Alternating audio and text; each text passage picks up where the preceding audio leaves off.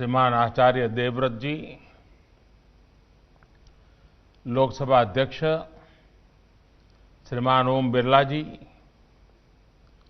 संसदीय कार्य मंत्री श्री प्रहलाद जोशी जी,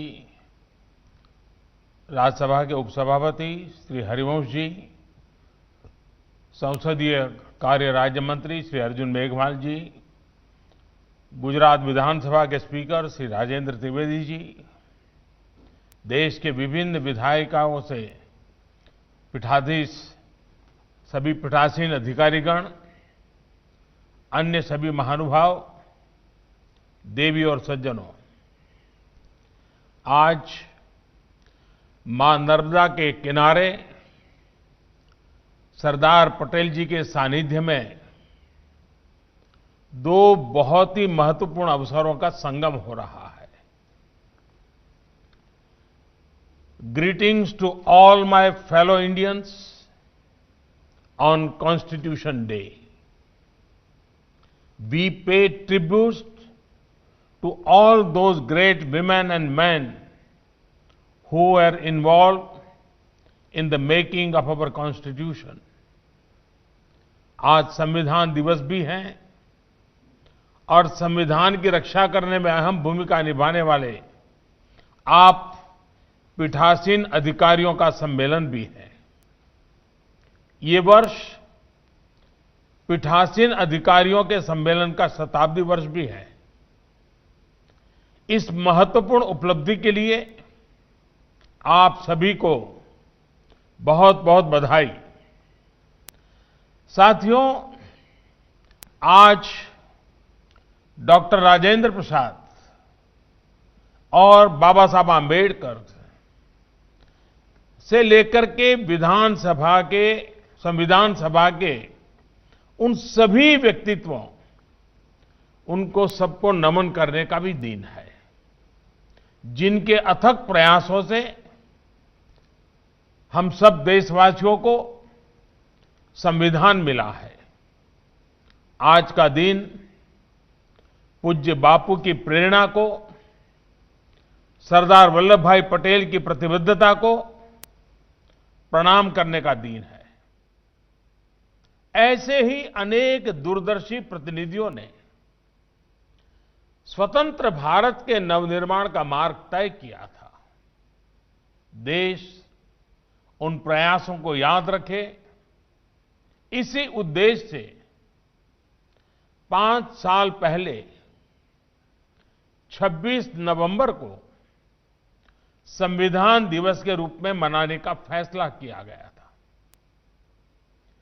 मैं पूरे देश को हमारे लोकतंत्र के इस अहम पर्व के लिए बधाई देता हूं। साथियों, आज की तारीख देश पर सबसे बड़े आतंकी हमले के साथ भी जुड़ी हुई है। 2008 में पाकिस्तान से भेजे गए आतंकियों ने मुंबई पर धावा बोल दिया था। इस हमले में अनेक लोगों की मृत्यु हुई थी। अनेक देशों के लोग मारे गए थे। मैं मुंबई हमले में मारे गए सभी लोगों को अपनी श्रद्धांजलि अर्पित करता हूं। इस हमले में हमारे पुलिस बल के कई जाबाज शहीद हुए थे, मैं उन्हें भी नमन करता हूं। मुंबई हमले के जख्म भारत भूल नहीं सकता। अब आज का भारत नई नीति, नई रीति के साथ आतंकवाद का मुकाबला कर रहा है। मुंबई हमले जैसी साजिशों को नाकाम कर रहे, आतंक को मुंहतोड़ जवाब देने वाले, भारत की रक्षा में प्रतिपल जुटे हमारे सुरक्षा बलों का भी आज मैं वंदन करता हूं। साथियों, as a presiding officers, you have a key role in our democracy. आप सभी पीठासीन अधिकारी कानून निर्माता के रूप में संविधान और देश के सामान्य मानवी को जोड़ने वाली एक बहुत अहम कड़ी है। विधायक होने के साथ साथ आप सदन के स्पीकर भी हैं। ऐसे में हमारे संविधान की तीनों महत्वपूर्ण अंग विधायिका, कार्यपालिका और न्यायपालिका के बीच बेहतर सामंजस्य स्थापित करने में आप बहुत बड़ी भूमिका अदा कर सकते हैं।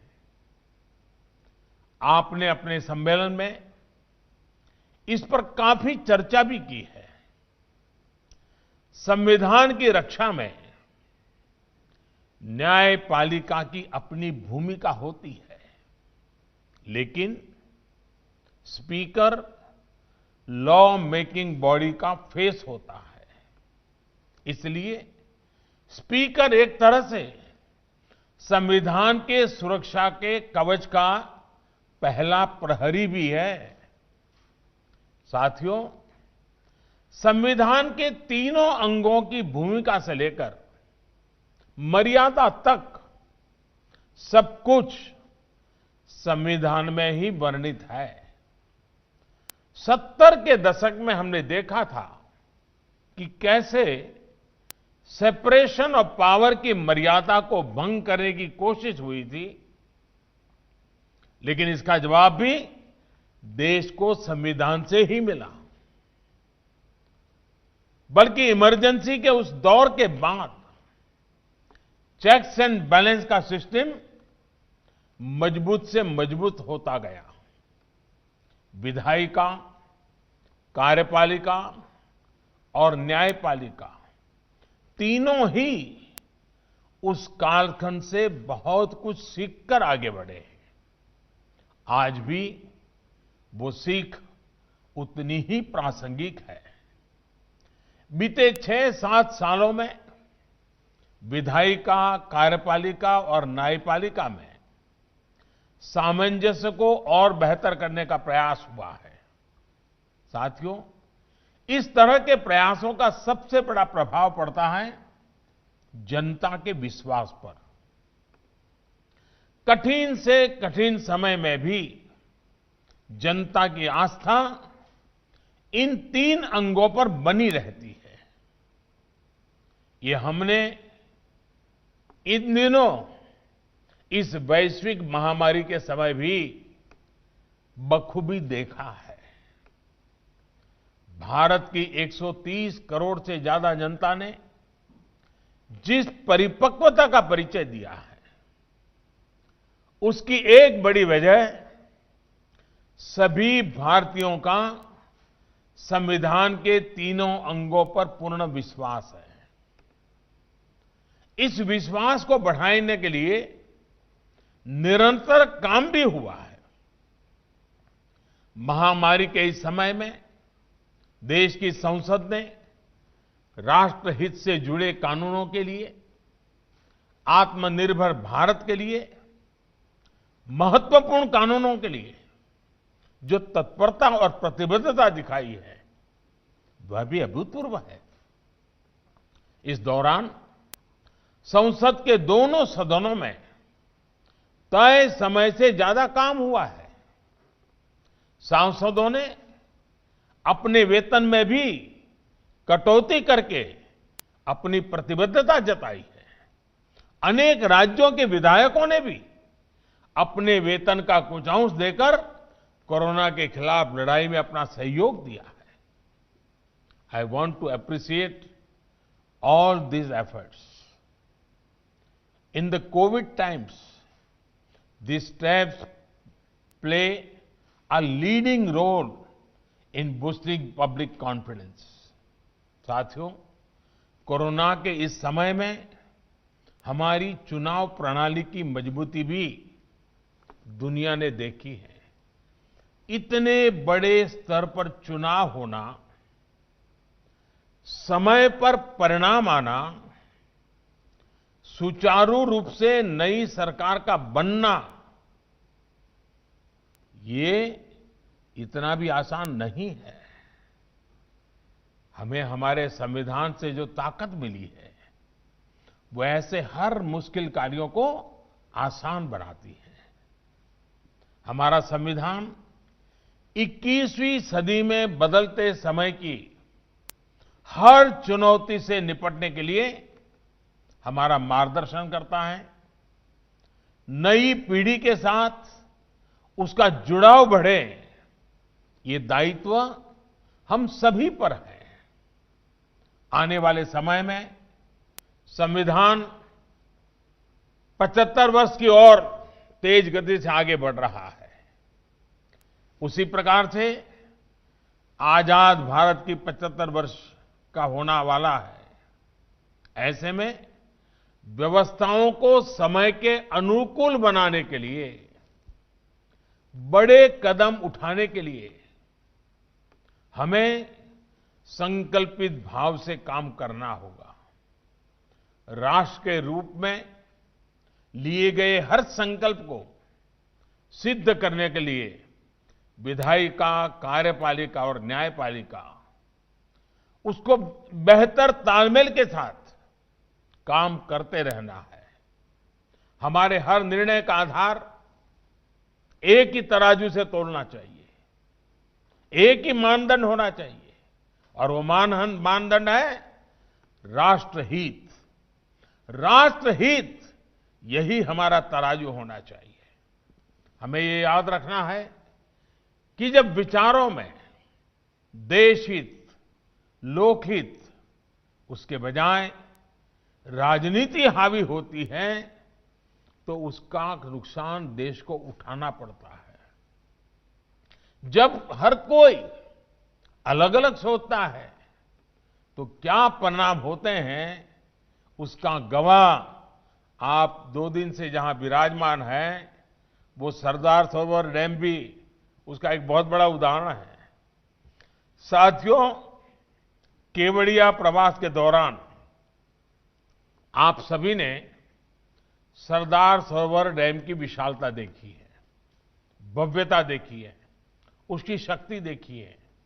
लेकिन इस डैम का काम बरसों तक अटका रहा, फंसा रहा। आजादी के कुछ वर्षों के बाद शुरू हुआ था, और आजादी के 75 वर्ष जब सामने आए हैं, अभी कुछ साल पहले वो पूरा हुआ।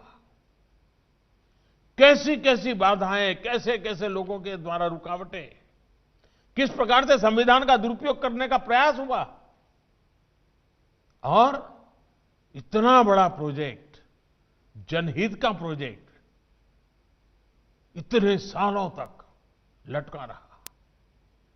आज इस डैम का लाभ गुजरात के साथ ही मध्य प्रदेश, महाराष्ट्र और राजस्थान के लोगों को भी हो रहा है। इस बांध से गुजरात की 10 लाख हेक्टेयर जमीन को, राजस्थान की 2.5 लाख हेक्टेयर जमीन को सिंचाई की सुविधा सुनिश्चित हुई है। गुजरात के 9,000 से ज्यादा गांव, राजस्थान और गुजरात के अनेकों छोटे बड़े शहरों को घरेलू पानी की सप्लाई इसी सरदार सरोवर बांध की वजह से हो पा रही है। और जब पानी की बात आती है, तो मुझे एक प्रसंग भी याद आता है। जब नर्मदा का पानी अनेक विवादों में रहा, अनेक संकटों से गुजरे, आखिरकार कुछ रास्ते निकले, लेकिन जब राजस्थान को पानी पहुंचाया, तो भैरों सिंह जी शेखावत और जसवंत सिंह जी दोनों गांधीनगर स्पेशली मिलने आए। मैंने पूछा क्या काम है, बोले आकर के बताएंगे। वो आए और मुझे उतना उन्होंने अभिनंदन दिए, इतने आशीर्वाद दिए, इतनी, मैंने कहा इतना प्यार, इतनी भावना क्या। अरे बोले भाई, इतिहास गवाह है कि पानी के बूंद के लिए भी युद्ध हुए हैं, लड़ाइयां हुई हैं, 2-2 परिवारों के बीच बंटवारा हो गया है, बिना कोई संघर्ष, बिना कोई झगड़े गुजरात से नर्मदा का पानी राजस्थान पहुंच गया, राजस्थान की सूखी धरती को अपने पानी पहुंचाया। ये हमारे लिए इतने गर्व और आनंद का विषय है और इसलिए हम तुम्हें मिलने आए हैं। आप देखिए, ये काम अगर पहले हुआ होता, इसी बांध से जो बिजली पैदा हो रही है उसका अधिकांश लाभ मध्य प्रदेश और महाराष्ट्र को हो रहा है। साथियों, ये सब बरसों पहले भी हो सकता था। लोक कल्याण की सोच के साथ, विकास को सर्वोच्च प्राथमिकता की अप्रोच के साथ ये लाभ पहले भी मिल सकते थे, लेकिन बरसों तक जनता इनसे वंचित रही। और आप देखिए, जिन लोगों ने ऐसा किया उन्हें कोई पश्चाताप नहीं है। इतना बड़ा राष्ट्रीय नुकसान हुआ, बांध की लागत कहां से कहां पहुंच गई, लेकिन जो इसके जिम्मेदार थे उनके चेहरे पर कोई शिकन नहीं है। हमें देश को इस प्रवृत्ति से बाहर निकालना है। साथियों, सरदार पटेल की इतनी विशाल प्रतिमा के सामने जाकर दर्शन करके आप लोगों ने भी नई ऊर्जा महसूस की होगी, आपको भी एक नई प्रेरणा मिली होगी। दुनिया की सबसे ऊंची प्रतिमा स्टैच्यू ऑफ यूनिटी, ये हर भारतीय का गौरव बढ़ाती है। और जब सरदार पटेल स्टैच्यू बना है, वो जनसंघ के मेंबर नहीं थे, भाजपा के मेंबर नहीं थे, कोई राजनीतिक छुआछूत नहीं। जैसे सदन में एक भाव की आवश्यकता होती है, वैसे देश में भी एक भाव की आवश्यकता होती है। ये सरदार साहब का स्मारक उस बात का जीता जागता सबूत है कि जहां कोई राजनीतिक छुआछूत नहीं है। देश से बड़ा कुछ नहीं होता, देश के गौरव से बड़ा कुछ नहीं होता।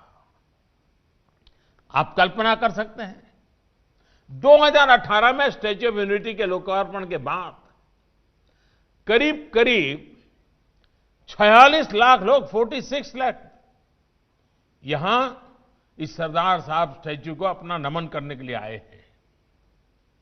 कोरोना की वजह से 7 महीनों तक स्टैच्यू दर्शन बंद नहीं हुए होते तो ये आंकड़ा और ज्यादा होता।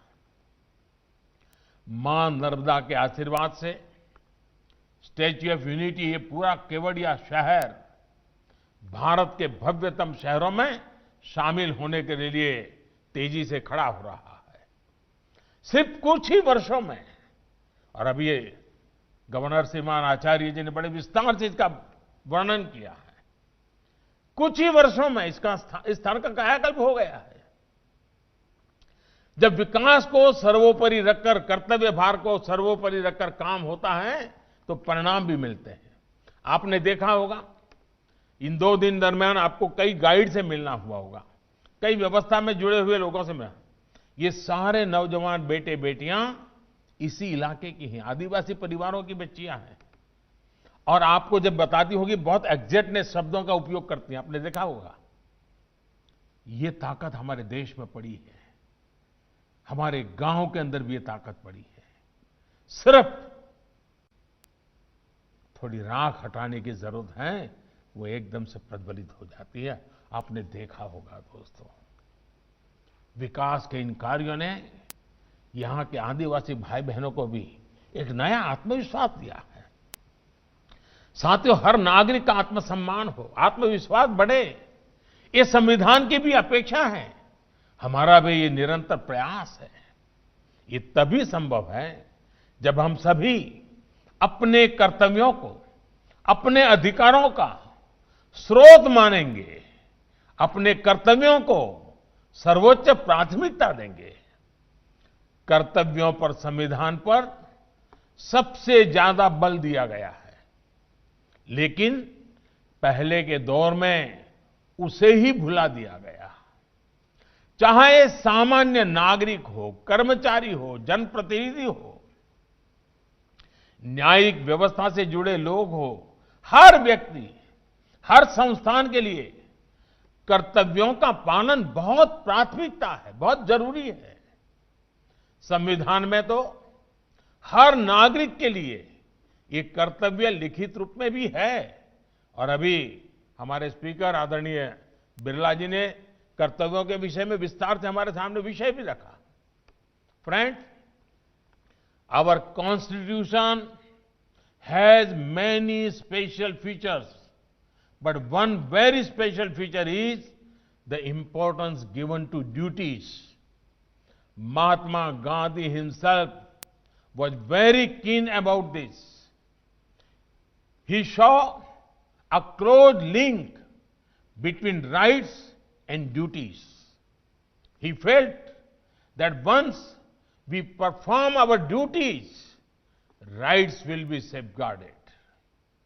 साथियों, अब हमारे प्रयास ये होने चाहिए कि संविधान के प्रति सामान्य नागरिक की समझ और ज्यादा व्यापक हो। इसके लिए संविधान को जानना, समझना भी बहुत जरूरी है। आजकल हम सब लोग सुनते हैं केवाईसी, ये बहुत कॉमन शब्द है, हर कोई जानता है। केवाईसी का मतलब है नो योर कस्टमर। ये डिजिटल सुरक्षा का एक बड़ा अहम पहलू बना हुआ है। उसी तरह केवाईसी एक नए रूप में, केवाईसी यानी नो योर कॉन्स्टिट्यूशन, हमारे संविधान सुरक्षा कवच को भी मजबूत कर सकता है। इसलिए मैं संविधान के प्रति जागरूकता के लिए निरंतर अभियान चलाते रहना, ये देश की आने वाली पीढ़ियों के लिए आवश्यक मानता हूं। विशेषकर स्कूलों में, कॉलेजों में हमारी नई पीढ़ी को इससे बहुत करीब से परिचय करना हो चुका। I would urge you all to take initiative that make aspects of our constitution more popular among our youth, that too through innovative methods. साथियों, हमारे यहां बड़ी समस्या ये भी रही है कि संवैधानिक और कानूनी भाषा उस व्यक्ति को समझने में मुश्किल होती है जिसके लिए जो कानून बना है। मुश्किल शब्द, लंबी लंबी लाइनें, बड़े बड़े पैराग्राफ, क्लोज सब क्लोज, यानी जाने अनजाने एक मुश्किल जाल बन जाता है। हमारे कानूनों की भाषा इतनी आसान होनी चाहिए कि सामान्य से सामान्य व्यक्ति भी उसको समझ सके। हम भारत के लोगों ने इस संविधान खुद को दिया है, इसलिए इसके तहत लिए गए हर फैसले, हर कानून से सामान्य नागरिक सीधा कनेक्ट महसूस करे, ये सुनिश्चित करना होगा। इसमें आप जैसे पीठासीन अधिकारियों की बहुत बड़ी मदद मिल सकती है। इसी तरह समय के साथ जो कानून अपना महत्व खो चुके हैं, उनको हटाने की प्रक्रिया भी आसान होनी चाहिए। अभी हमारे माननीय हरिवंश जी ने उसके विषय में अच्छे उदाहरण दिए हमारे सामने। ऐसे कानून जीवन आसान बनाने के बजाय बाधाएं ज्यादा बनाते हैं। बीते सालों में ऐसे सैकड़ों कानून हटाए जा चुके हैं, लेकिन क्या हम ऐसी व्यवस्था नहीं बना सकते जिससे पुराने कानूनों में संविधान की तरह ही पुराने कानूनों को रिपील करने की प्रक्रिया स्वतः चलती रहे? अभी कुछ कानूनों में सनसेट क्लॉज की व्यवस्था शुरू की गई है। अब एप्रोप्रिएशन एक्ट और कुछ और दूसरे कानूनों में भी इसका दायरा बढ़ाने पर विचार चल रहा है। मेरा सुझाव है कि राज्य की विधानसभाओं में भी इस प्रकार की व्यवस्था सोची जा सकती है, ताकि पुराने अनुपयोगी कानूनों को स्टैट्यूट बुक से हटाने के लिए प्रोसीजर रिक्वायरमेंट्स में बचा जा सके। इस प्रकार की व्यवस्था से कानूनी कन्फ्यूजन बहुत कम होगा और सामान्य नागरिकों को भी आसानी होगी। साथियों, एक और विषय है और वो भी इतना ही महत्वपूर्ण है, वो चुनावों का।